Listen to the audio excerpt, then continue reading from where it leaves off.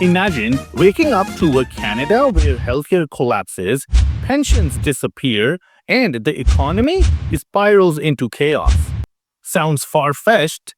It's not. And the craziest part is that this entire system relies on a small group of immigrant communities to keep it afloat. Today, we are diving into the mind-blowing story of how Canada's future depends on a few high-income earners. But here is the twist. These groups are reaching their breaking point. If they leave, it could trigger the biggest financial crisis in Canadian history. Stay tuned because what I'm about to reveal might change how you see Canada forever. The economic engine few people know about. Let's talk numbers. In Canada, the top 10% of earners pay over 50% of the nation's income taxes. This is not a coincidence. Many of these top earners belong to immigrant communities, particularly from Chinese and South Asian Canadians. Why these groups? It starts with education. Over 60% of Chinese Canadians and 50% of South Asian Canadians have university degrees, way above the national average. And they're not just getting degrees, they are excelling in high-paying industries like tech, medicine, finance, and engineering. Think six-figure salaries, massive contributions to the economy, and most importantly, huge tax payments. But here is where things get complicated. While these communities thrive in urban hubs like Toronto, Vancouver, and Calgary, other groups of Canadians face systemic barriers.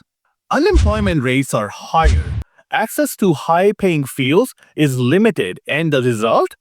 A growing financial divide that is threatening Canada's economic stability.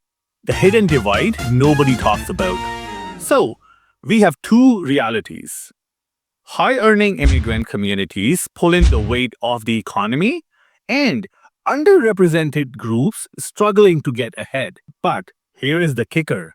This divide is not just unfair, it's unsustainable. Stick around because later I'm going to show you how this imbalance could lead to a full-blown collapse of Canada's social programs. Why high earners are reaching their limits. Here is something shocking. High-income earners in Canada do not just pay more taxes, they pay a lot more. Imagine earning $150,000 a year and seeing $50,000 vanish to taxes. That's the reality of people like Priya, a software engineer in Toronto.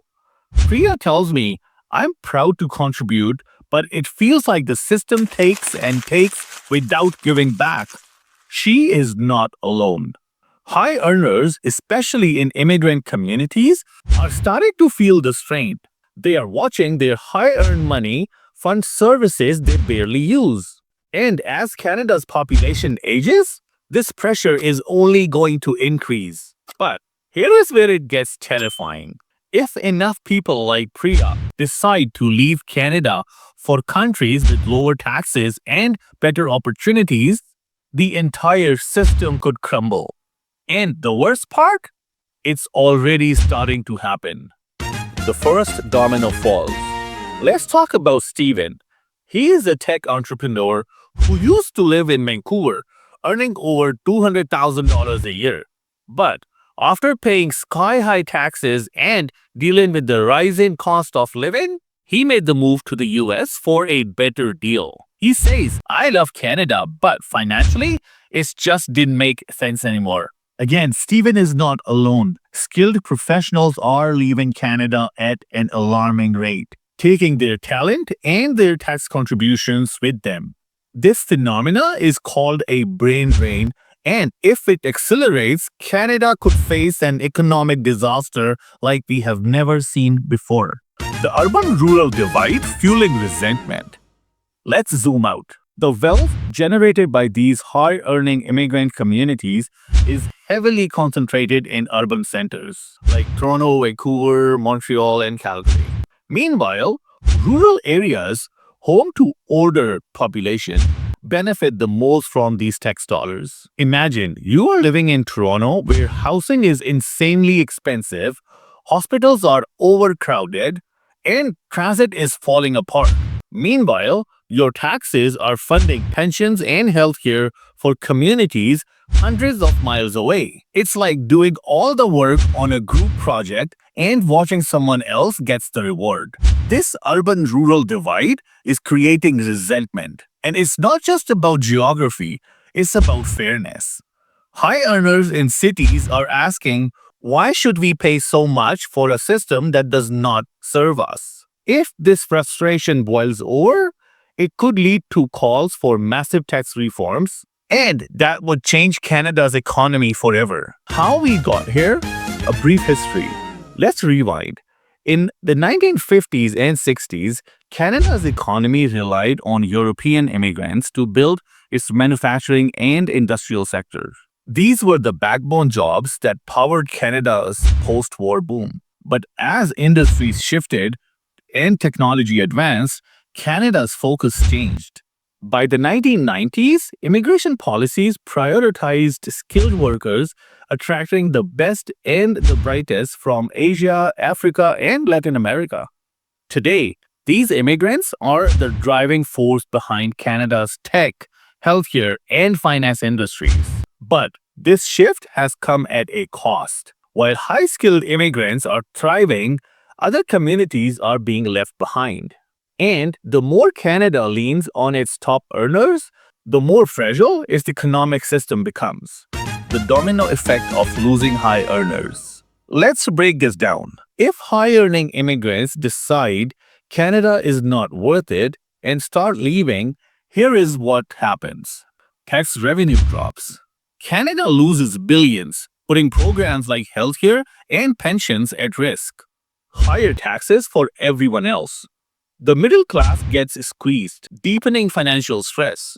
Service cuts. Fewer hospitals, overcrowded schools, and failing infrastructure. It's a domino effect, and the first domino is already falling. The question is, what can Canada do to stop it? Fixing Canada's broken system. Here is where things get interesting. If Canada wants to avoid disaster, it needs to make some big changes. Fair tax policies. Introduce progressive taxes that target wealth, not just income. This ensures the ultra-rich contributes more without overburdening high-earning workers. Invest in opportunity. Fund education and job training programs that help underrepresented communities enter high-paying industries. Reinvest in urban centers. Use tax dollars to directly benefit the cities and communities that generate the most revenue. These changes won't be easy, but they are essential if Canada wants to survive and thrive in the future. Will Canada rise to the challenge?